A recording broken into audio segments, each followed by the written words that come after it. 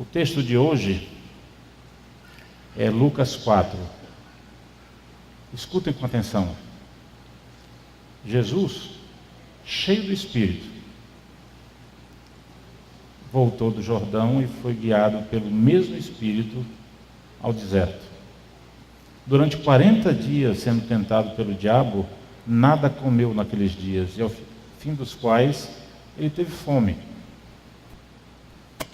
Disse-lhe então o diabo: se és filho de Deus, manda que esta pedra se transforme em pão.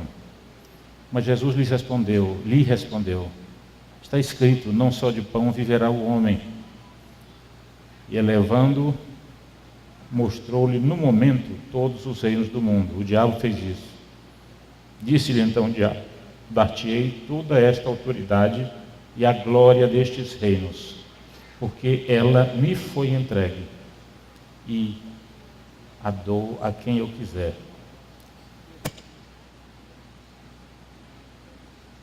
Portanto, se prostrado me adorares, toda será tua.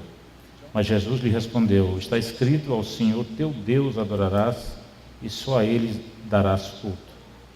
Então o levou a Jerusalém e o colocou sobre o pináculo do templo e disse: se és filho de Deus, atira-te daqui abaixo, porque está escrito: a seus anjos ordenará e a teu respeito que te guardem, e eles te susterão nas suas mãos, para que não tropeçares em alguma pedra. Respondeu-lhe Jesus: dito está, não tentarás o Senhor teu Deus. Passados todos este tempo, toda sorte apartou. Momento oportuno. Eu acho que é melhor.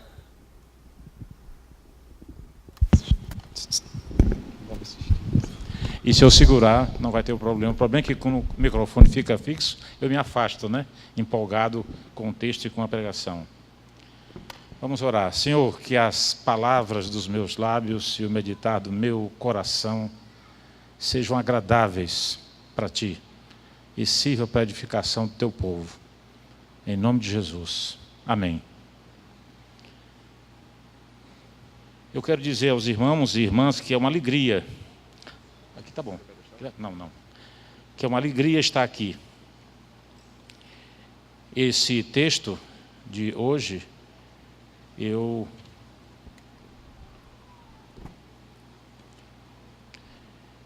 foi fruto de um momento devocional que eu tive e que foi muito importante para mim. Me tocou muito. Tem coisas interessantes aqui. Jesus, cheio do Espírito, como eu falei hoje de manhã, o resultado dele ficar cheio do Espírito é que esse mesmo Espírito que o encheu, depois de ele receber uma guaribada, como se diz aqui no Maranhão. Quando eu estou em Recife, eu digo, lá na minha terra se diz isso. Agora eu estou na minha terra, então não tenho que dizer lá onde eu moro, né? É aqui mesmo. Ele recebeu uma guaribada, porque um dos problemas maiores que a gente tem é relacionamento com o pai. E o pai, quando o viu ser batizado, João mesmo disse: eu não, quem deve ficar aí sou eu, vamos trocar aqui. E João diz: é melhor que se cumpra. E Jesus diz: é melhor que se cumpra isso. E ele é batizado, Jesus, e o Pai eterno, chega para ele e diz: tu és meu filho amado, em ti, em tudo que tu fazes eu tenho um prazer. Misericórdia, depois de uma dessa você voa. Você voa. Quando o Pai diz isso, você é o cara. Você é o cara. E ele se enche do Espírito Santo, e nem sempre ser cheio do Espírito Santo leva a você falar em línguas ou edificar outras pessoas e tal, mas Jesus significou para ele ser levado ao deserto, jejuar, passar fome, obviamente, e ser tentado pelo diabo. O diabo tentou em tudo. Ele ficou sem comer. E o primeiro grande teste foi apelando para uma necessidade fisiológica normal, a necessidade de se alimentar. de saciar essa necessidade fisiológica, um urge, um desejo muito forte da natureza.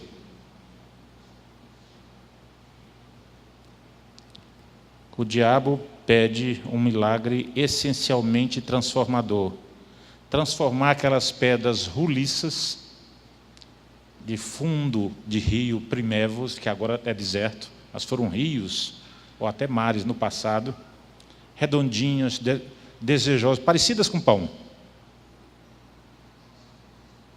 Imaginação em favor da necessidade.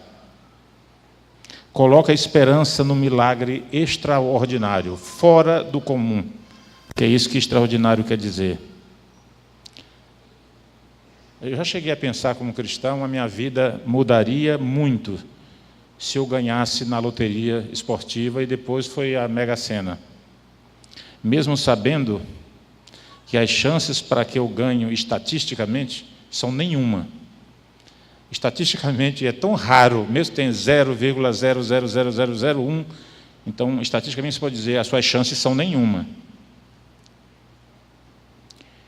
É literalmente impossível fazer isso. Bem diferente, nada como Babette. Alguém aqui já viu a festa de Babette? Se não, façam o esforço que fizerem e assistam, porque é um senhor filme. Uma chefe que foge devido à pressão política na França para os países nórdicos e serve duas senhoras, duas filhas únicas de um líder calvinista lá, que tinha falecido. O nome dela era típico, Philippe Melanchthon, e Martina, vem de onde? Martinho Lutero. E depois de passar muito tempo e servir e fazer milagres com comida, eu adoro o filme porque eu gosto de cozinhar. E se eu pudesse fazer um outro pós-doutorado e fosse para a França, se alguém me dissesse, pode ser 5 anos com um chefe e 5 anos na universidade, eu provavelmente preferiria o chefe, porque eu gosto de prazer nessas coisas, de ver, entrar na essência de sabores e tal. Ele e a Babette, quando finalmente ela esqueceu que a esperança dela não estava na loteria, porque ela pegou uma coisa e pediu para um amigo jogar toda semana. E esqueceu, saiu, deixou dinheiro suficiente, uma caderneta de poupança para ele, e saiu. E passados anos e anos, o amigo muito fiel diz, você ganhou. E ela faz uma festa para celebrar, acho que foi o bodas de ouro, do falecimento do pai, ou algo assim, né? E gasta todo o dinheiro que ela ganhou na loteria para preparar um senhor jantar. Inclusive aparece lá um coronel, e ele, quando prova a sopa eu penso, jabuti, né? Jabuti é tartaruga, ele prova e diz, mas isso é igual ao dos melhores restaurantes franceses. Como é que pode, nessa comunidade pobre, vir preparado para a miséria aqui, e vem os vinhos, cada um melhor do que o outro. E eu tentei já fazer muitas vezes. O prato principal é uma codorna à la sarcophage, como dizem os franceses, ao sarcófago. E é terrível fazer um negócio daquele, mas só de ver no prato e eles no filme comendo, quando eu assisti esse filme pela primeira vez, quando eu estava em Vancouver, e teve um restaurante que fez, meu dinheiro de estudante não deu para pagar. Você pagava $100 canadenses, assistia o filme e experimentava nos vinhos uma versão similar e mais baixa, mas parecida. E o prato, os mesmos pratos que foram servidos no filme. Hoje, se eu tivesse um dinheiro, eu sacrificaria e iria, né? Mas a menção a Babette é que quando ela ganha, ela dá inteiramente, usa para fazer a comida para pessoas que não tinham a menor chance de retribuir. Quando o diabo tenta a Jesus, ele provoca naquilo que está agora essencial para ele. E Jesus também, na resposta, vai à essência. Jesus diz para ele, é preciso mais que pão para viver. É preciso mais que pão para viver. É preciso viver com significado. Durante muito tempo eu pensei que tinha a ver só com salvação, esse texto de Jesus que é: de que adianta ao homem, e aqui vai para você também, mulher, de que adianta ao ser humano ganhar tudo, obter tudo e perder sua alma. Não é só questão de perder salvação, mas perder o significado da vida.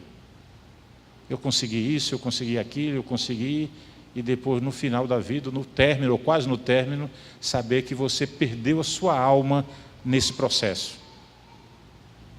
De que adianta a qualquer um de nós ganhar tudo e perder a sua alma? Viver para Deus, para os propósitos do Criador, esse é o significado permanente da vida. Permanente da vida. No segundo teste, e é um teste tremendo, eu me identifiquei, parei na devocional, eu fiquei 1 ou 2 dias só meditando nele. O diabo levantou e mostrou todos os reinos da terra. Todos os reinos da terra. Como isso é possível? Hoje, tem as salas de controle, por exemplo, dos Estados Unidos, onde mostra o que está acontecendo em diversos países, em telas imensas, num ambiente como esse. Então, o pessoal aqui fica controlando, e tem Rússia, não sei o que, Afeganistão, e vai falando. Hoje talvez seria mais ou menos possível os principais centros, né?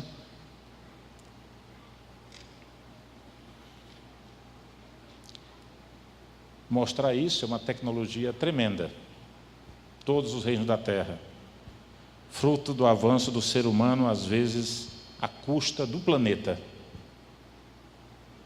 Ou, na maioria dos casos, colocando estratégias humanas como uma resposta ao que Deus quer. O que queria Jesus? Não era salvar o mundo inteiro? Não foi para isso que ele veio? O inimigo das nossas almas diz assim: tudo isso me foi dado, e eu te dou agora. Tu vais ter tudo isso que implica na tua missão, sem cruz. Só uma ligeira genuflexão para mim. Você sabe o que é genuflexão, né? É ficar de joelhos brevemente. Se tu me adorares, tudo isso é teu. E o que importa é, você não vai experimentar o sofrimento, você não vai ao inferno por minha causa, porque inferno é isso, Deus se separar de você, Deus Pai. Você não vai gritar Eli, Eli, lama sabachthani. Você vai conseguir tudo o que você quer, sem cruz.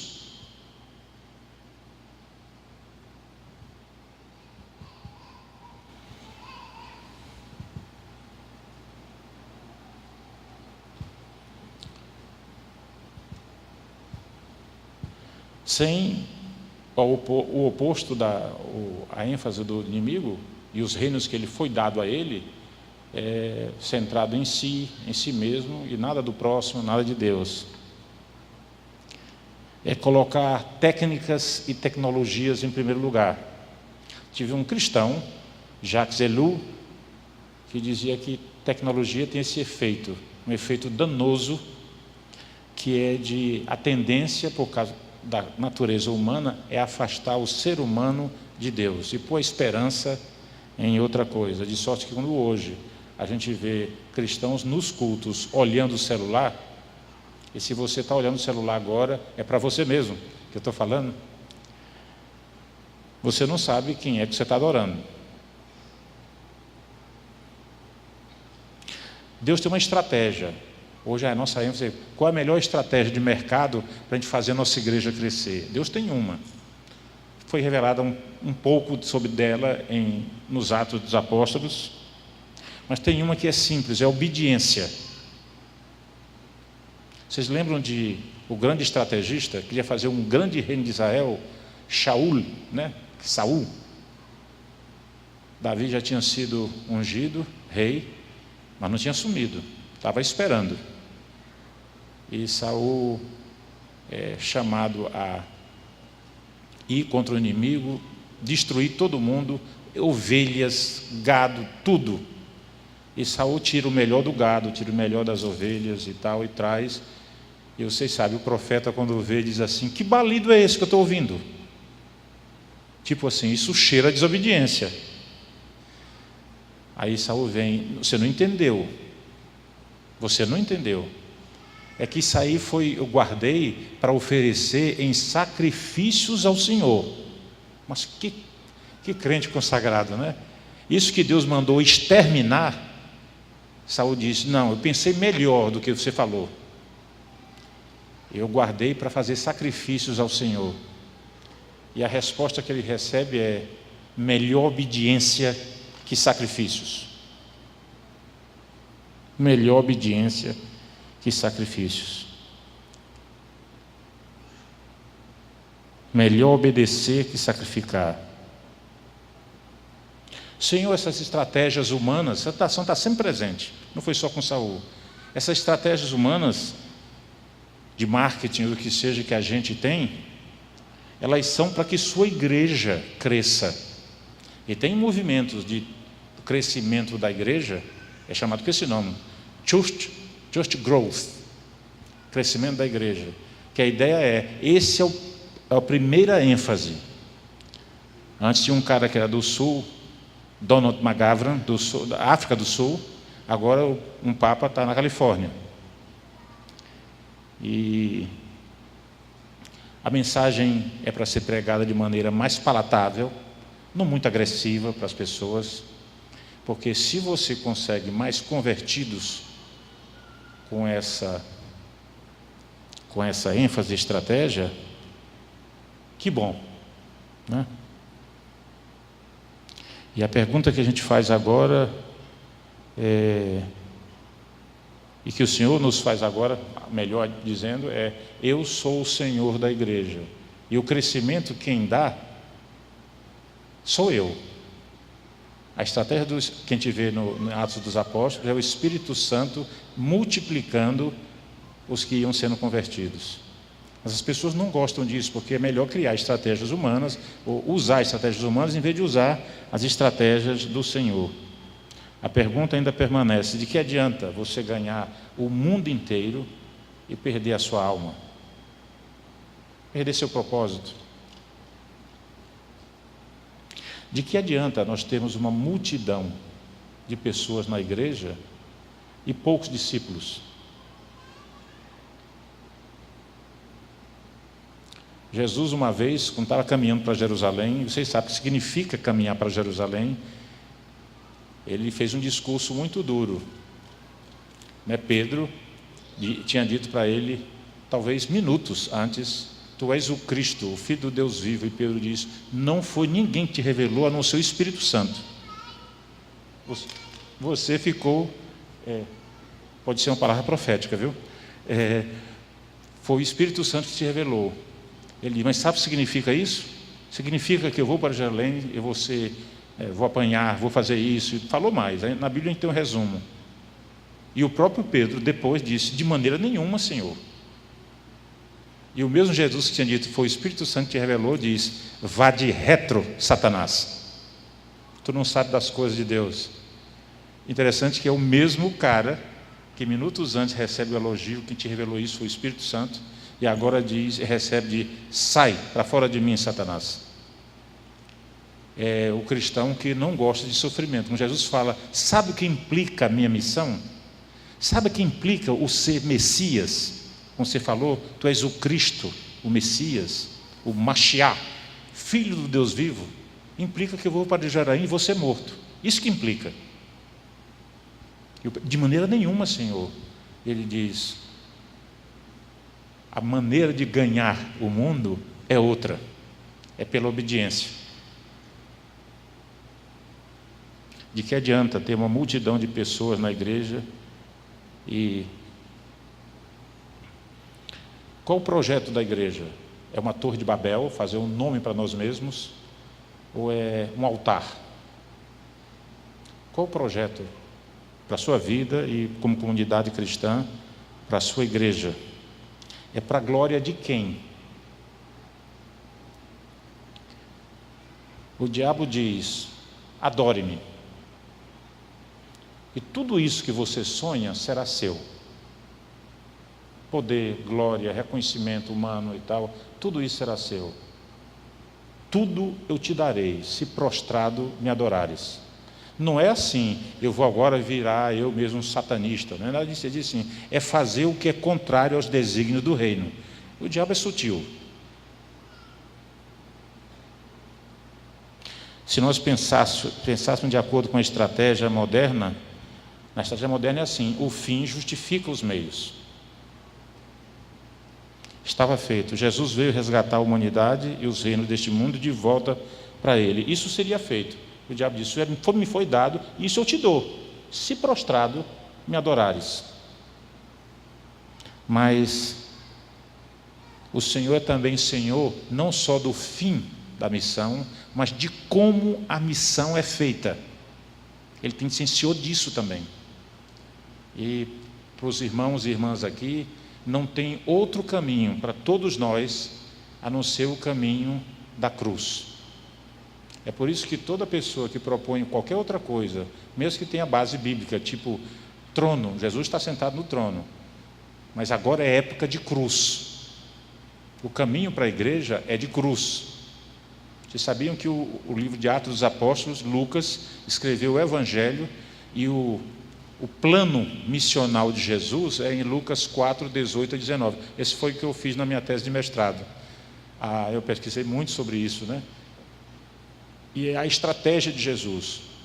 E Atos, Lucas mostra de que a mesma estratégia que Jesus, quando estava com seu corpo aqui encarnado, usou, o Espírito do Senhor está sobre mim, porque me ungiu para evangelizar os pobres, cuidar dos cativos que estão presos, oprimidos, espiritualmente ou não. A igreja continua, a igreja corpo de Cristo, continua o mesmo mandato cultural depois.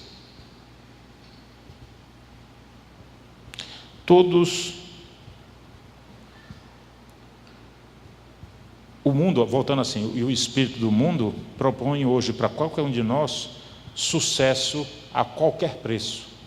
Isso o cristão tem de dizer veementemente não. O espírito de discernimento que Deus dá propõe cruz no lugar. Se você quer ser um cristão, você tem de negar a si mesmo, tomar a sua cruz, e sua cruz não é sua sogra, porque a sua sogra normalmente se apaixona pela filha dela, né? Então sua sogra você não escolhe, vem junto, não é sua sogra. Então não é uma coisa que vem como algo extra, a uma escolha anterior que você fez. É cruz mesmo, é negar você. Todos os reinos do mundo, tudo teu. Quando a mensagem do Evangelho não vai não ao encontro, mas de encontro frontal à mentalidade do mundo hoje, nós podemos desconfiar dessa mensagem.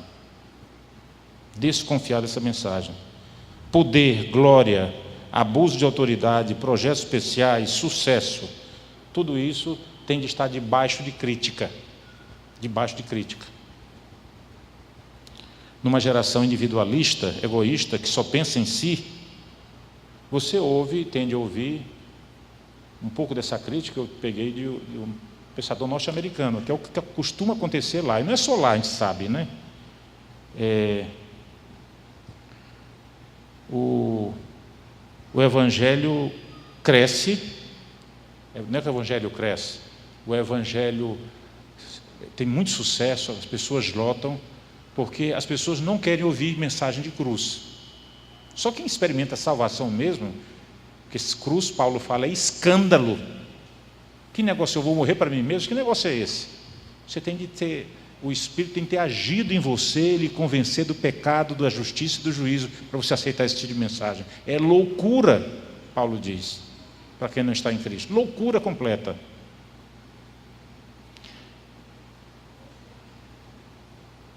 Um evangelho sem cruz, fácil, fará um enorme sucesso. Porque Deus aparece não como Senhor do nosso ser, mas como um auxiliador eterno. Aquele Deus útil de hoje de manhã, um Deus que eu posso usar a meu bel prazer. Que o Senhor nos abençoe e nos guarde ao fazer isso. E Deus diz, eu não. É como muitos irmãos que estão querendo pedir assim, Senhor, é ela? Ou é ele, as mulheres pedindo é ele, e o cara é espírita, ou então o cara não quer ter nada a ver com o Evangelho. E eu estou orando, pedindo discernimento de Deus, para que Deus me diga se é ela ou não. Deus já deu a resposta nas Escrituras. Ele não vai lhe revelar isso. Ele está dizendo, estude. Veja lá quais são os princípios. Antigamente eu pensava, eu orava assim, que o Senhor me ponha no centro da sua vontade. Hoje eu percebo o quanto eu era presunçoso. Hoje, se aqui tem um círculo que é da vontade de Deus, e se eu estiver na periferia desse círculo, mas dentro, eu estou satisfeito. No centro da vontade de Deus é muita presunção. É Deus que nos conduz. Se nós estamos dentro da vontade de Deus, já está de muito bom tamanho.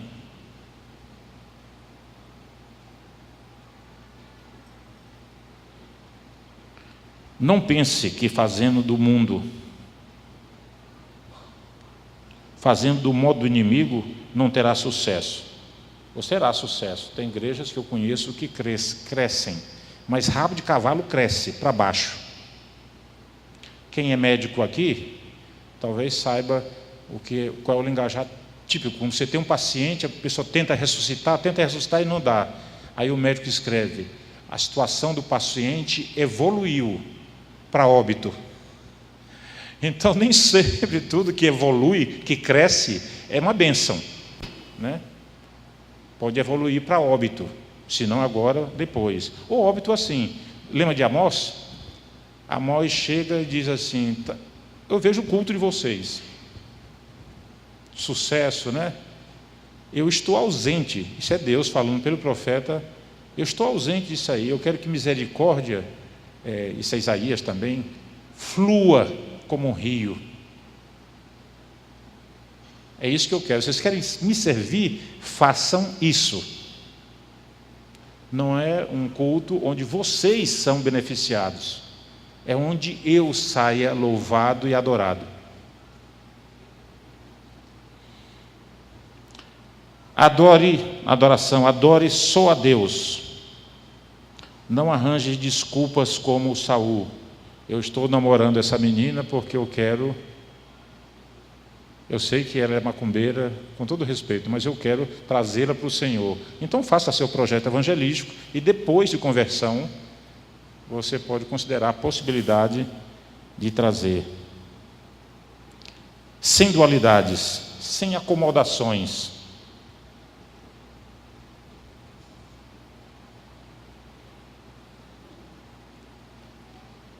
E o terceiro ponto é que o diabo o levou e colocou no topo do templo. E disse a Jesus, usando uma afirmação, se tu és o Filho de Deus, pule.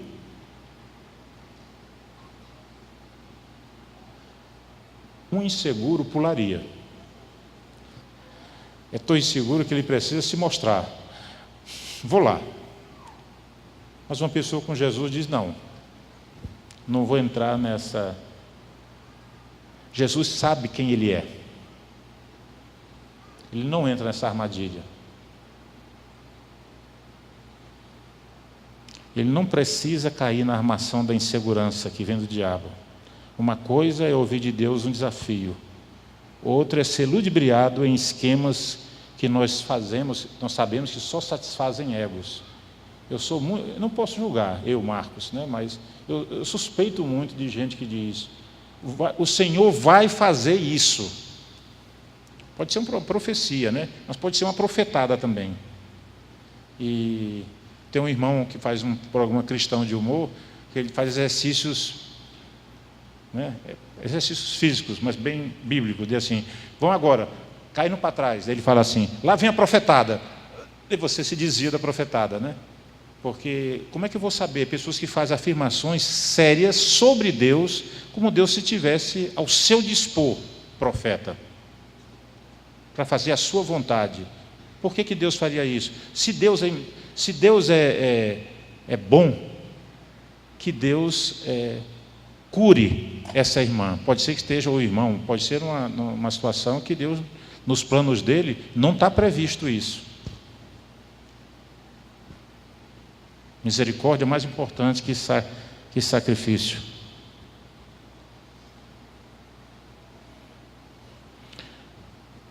Jesus podia ter dito: eu sou filho de Deus, e essa minha condição não demanda que, mesmo sendo filho dele, eu me arrisque em situações que não dizem respeito à vontade de meu Pai. Não vou tentar Deus cumprindo um capricho curioso do diabo. Não vou tentar Deus. Se você é cristã, aí vem depois o corolário, né? Faça isso, isso e aquilo. Você não deve ser inseguro ou insegura. Se tu, portanto, nem sempre portanto é o corolário de se tu. E o corolário tem de ter base bíblica, a consequência tem de ter base bíblica. O diabo pode dizer assim: olha, está aqui uma pistola, eu vou botar 2 balas, e são 8, né? Ou 7 no tambor, eu vou rolar. Se Deus é bom e te protege, nunca a bala vai estar na agulha. Aí você diz, o inseguro diz: pois eu vou mostrar a você que Deus é bom. E se você for, isso é o corajoso, né? Agora, alguém como Jesus diria: eu não preciso fazer uma loucura dessa. Não preciso. Eu creio que Deus é bom. Uma vez eu estava numa célula na minha igreja, e uma senhora jovem perdeu 2 filhos, tinha perdido. E o primeiro filho ela perdeu, ela tinha uma doença grave que causava embolia no bebê. Quando já estava grande, no 8º mês, no 9º mês, fazendo uma semana na realidade, ela perdeu o primeiro. Ficou arrasada. O marido ficou assim: que Deus é esse?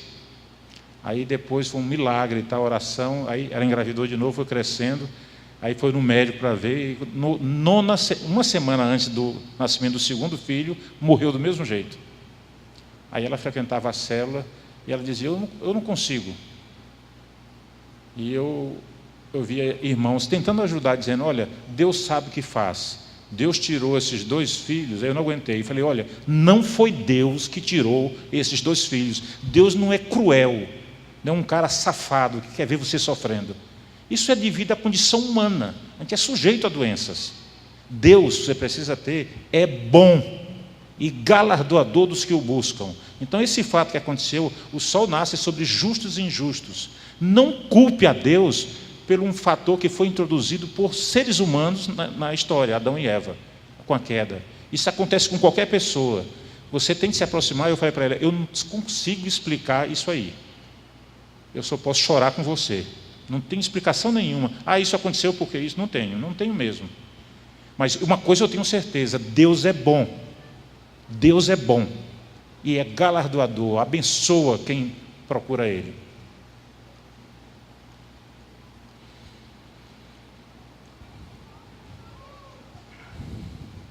O diabo cita as Escrituras e Jesus as confirma. E o que acontece quando a coisa fazer e a coisa não fazer tem ambas base bíblica. Como escolher certo?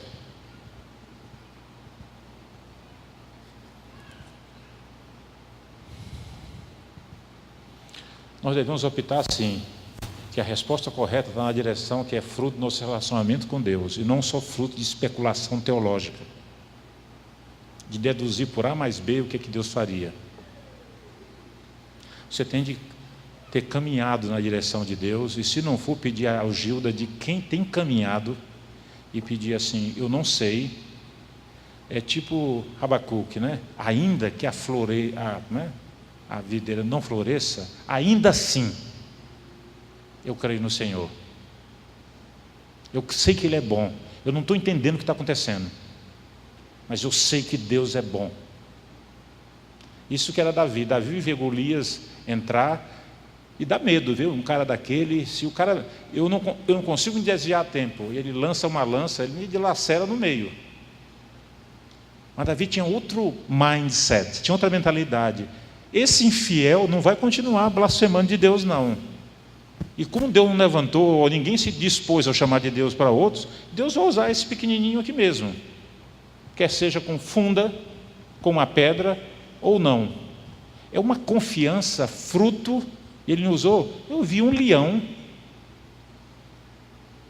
Os meus piores pesadelos é assim: ou é um leão, ou é um urso correndo atrás de mim, e o urso corre em velocidade normal e eu corro em câmera lenta, sabe? Eu fico aqui, eu sei que vai pegar, porque ele vem de velocidade normal e eu estou sempre em câmera lenta. Davi disse assim: olha, com Deus, eu conheço Deus, Deus já me livrou várias vezes, e fruto desse conhecimento dele, uma coisa eu sei: você não vai mais blasfemar de Deus. Deus vai usar uma funda dessa. E talvez tenha sido esse o milagre. O cara esperava: você está vindo de mim o quê? Quer matar um cachorro? Ele dá uma pedrada, o cara cai para trás, fica tonto. Enquanto ele está tonto, pega aquelas espadas dos filisteus que eram famosas, né? Que ia assim e tinha uma curva. Levanta, enquanto está tonto no chão, é meio drástico, né? Decepa a cabeça. E os filisteus vendo, não acreditam no que está acontecendo. Olha, se um jovem faz isso com o nosso guerreiro Mó, o que é que os outros são capazes de fazer? Se uma criança praticamente faz isso. Só que era uma criança que acreditava em Deus e que não permitiria que Deus fosse blasfemado.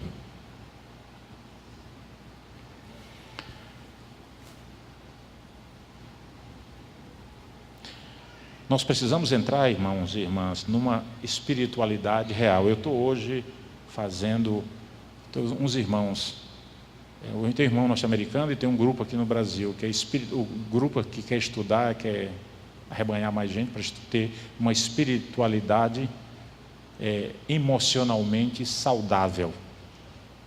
Emocionalmente saudável. E eu estou fazendo um guia.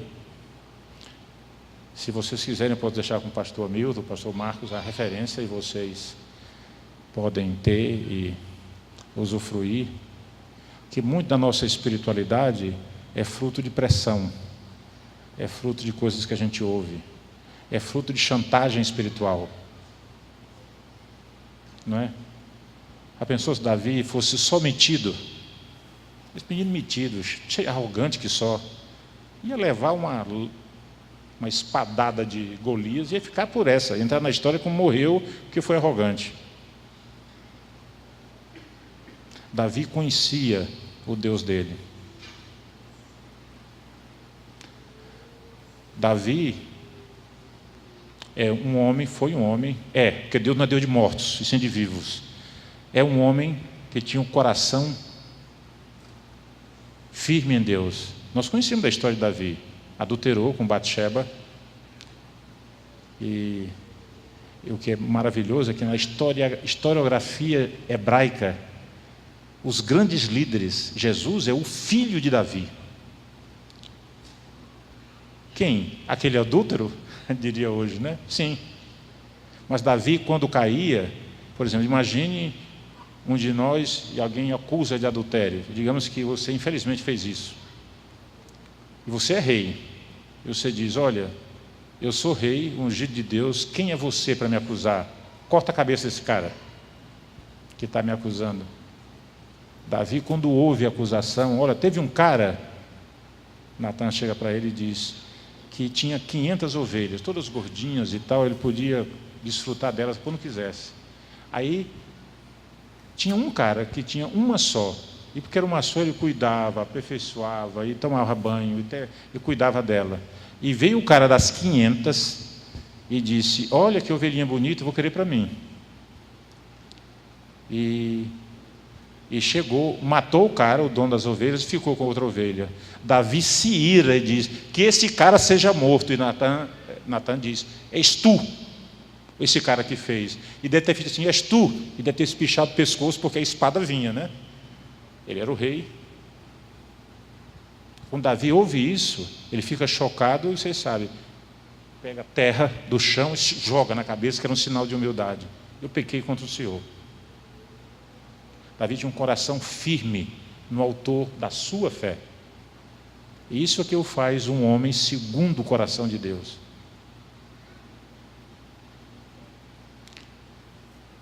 Nós vimos hoje um pequeno relato sobre as tentações que nosso Senhor enfrentou por nós, e não num clima, sabe, depois de eu ter comido um hambúrguer ou coisa assim, ou uma deliciosa pizza, né? Ali naquela, não sei como me lembro o local, não, nada disso, com uma fome mortal.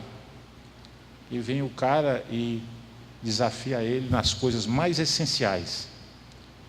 E ele diz: isso é nosso Senhor. Vocês sabiam o que aconteceria, e com isso a gente enterra, se Jesus caísse? Deus arriscou tremendamente. Isso que é amor, viu?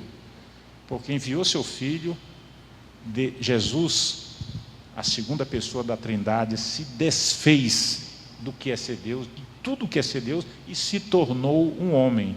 Como é que seria Deus se a gente pudesse vê-lo? Seria, não, foi Jesus. Se desfez de toda a sua divindade e viveu como homem. As tentações que ele viveu foi tentação real. Isso para cumprir a missão que ele veio de redimir. Porque se Jesus tivesse caído num pecado só, ia ter uma hecatombe universal. Paulo explica depois. Nele, Paulo diz, tudo subsiste. Ele é a razão da criação do universo. E se esse cara tivesse de sumir, desaparecer, porque não havia um Redentor, nós não estaríamos aqui. Isso mostra o tremendo amor de Deus que arrisca por você, por mim.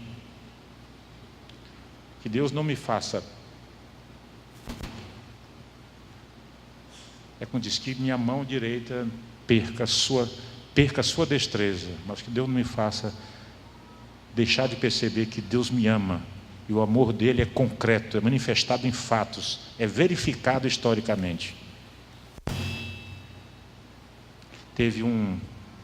Eu falei hoje para alguém que tem um livro de C.S. Lewis chamado Perelandra, onde ele conta a história de um planeta que houve a tentação, mas não caiu. A pessoa obedeceu. Então, como seria a Terra se Adão e Eva não tivessem ouvido queda? E ele fala, esse é o livro, é um livro de ficção, muito bom para ler, o autor é fantástico, né? C.S. Lewis, Perelandra. Mas o nosso caiu.